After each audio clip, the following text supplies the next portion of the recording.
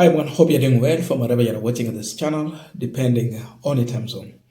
Now, there are statements that were issued by some of the political allies of President William Ruto, which meant actually to create anxiety among the electorate as far as the 2027 general election is concerned. We discussed that matter here, and even some sentiments were made in Luya dialect, and I was able to translate it to you. Yesterday, IEBC, being in charge of all elections in this country, responded. And I want us to go to the press release that they issued yesterday. But first of all, it is good for those who did not get an opportunity to understand really what is going on as far as the issue of rigging election is concerned, to again listen to this video where the Hamis Member of Parliament in Viga County was addressing some individuals in the UDA party. By the way, it was a delegate meeting on how they should behave during the 2027 general election. Nataka nyinyi kama delegates wa UDA, wakati utakuwa kwa polling station, jaribu mfanye ukarabati ile ya hali ya juu. Ukarabati ya hali ya juu. Mwivizi kura Ruto. Niweza mkuiba si mwivaza sikura na no. Sawa. Ama namna gani? Hatuwezi kubali watu wengine watufanyie madharau na tuwache utume zetu. With such statement from leaders like Charles Gimose, who happened to be in UDA, it really means that they want to frustrate their opponents. And the target as well is also on making the electorate to give up on some leaders they intend to vote for, when a perception is already here that the election is going to rig. People can boycott the election. People can just decide that they will not get to the ballot to go and vote because already they know if they're not voting for UDA, then the opponent will just rig. So voter turnout, it is the issue of vote apathy, actually. And IEBC is responding to this. And by the way, such a statement leaves IEBC on with a question mark as far as how they are prepared to deal with the upcoming election. That are they capable of dealing with the situation, or indeed this election is just going to be rigged? So already again it paints IEBC in bad mood. And so I want us to go to the press release by Independent Electoral and Boundary Commission. But before we do that, I have a quick and very humble request. For those who are watching the channel and you have not yet subscribed, please consider subscribing. To our returning subscribers, I must say thank you so much. And again, to all our viewers, please give this video a thumbs up. Thank you so much, and back to our discussion. Now, here is IEBC responding to those leaders, especially allied to the ruling UDA party. For immediate release, subject claims by persons purporting to stage election manipulation in the 2027 general election. Nairobi, Kenya, Tuesday, 26th May 2026.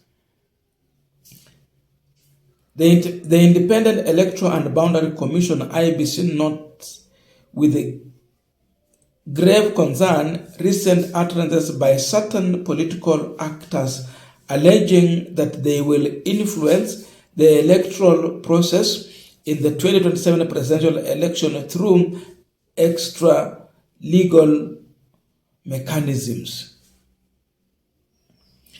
These utterances, which have elicited considerable disquiet within the electoral environment pose a real risk of distorting public perception of Kenya's democratic process. IEBC considers such utterances to be unacceptable, reckless, and entirely baseless. The utterances are clearly intended to instill fear, mislead the public, and erode confidence in the integrity of electoral system. IEBC therefore urges all Kenyans to disregard, disassociate, and refrain from amplifying them. Now is that the reality? These utterances are actually made to instill fear. Watu waanza kuogopa. Nikienda kupiga kura, ina maana. Erode public confidence. People will not have confidence in the IEBC. Very true.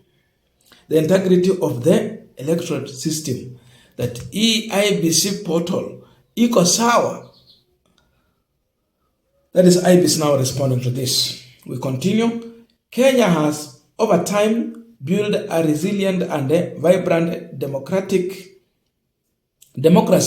that is reliable, credible, verifiable, and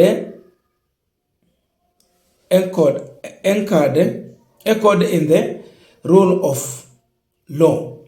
The country's leadership bears responsibility to safeguard these gains and must therefore refrain from making unwavering,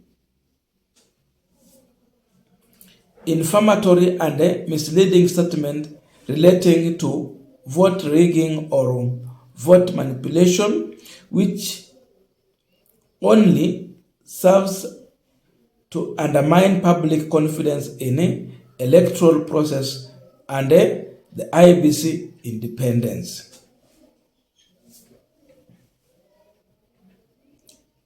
Of particular concern, assertions suggesting that IEBC is weak, compromised, or susceptible to extremely influence such claim are not only false and misleading, but also deeply disrespectful to the institution and the constitutional role it plays in safeguarding the sovereign will of the people. The issue of credibility in the election. Unajua wanasema ya kwamba Kenya has built a resilient and vibrant democracy that is reliable, credible, verifiable, and anchored in the rule of law. Wakiongea hivyo nafikiria wanasema ukweli. Do you remember 2017 general election? Was it reliable? It was overturned by Maraga in the Supreme Court. Was it verifiable? How was the process? Questionable. So wakisema hivi, wakati watu wa Ruto wanasema kwamba kura wataiba kura in favor of Ruto, then we just flash back our mind to 2007, 2017, where even an election was nullified, where in 2007 the IEBC commissioner, returning officer, alituambia kwamba alituambia kwamba he don't know who won the election. Kivuitu alituambia ajui mtu mwenye alishinda kura. So we do not have trust in the IEBC. Then someone comes with such a statement. So I think these guys just got to realize that really with this statement, it makes the public start questioning really. Are these IEBC officials working for the people or working for an individual? Then they wake up from slumber and issue such a statement. But the issue of rigging, it has been there. This statement is very long. We will not read all of it, but it's just part of it in reaction to all this. It is 3 pages. So, with that, I don't know your views, but please let us know in the comment section to continue with our discussion. Thank you so much and see you in our next video.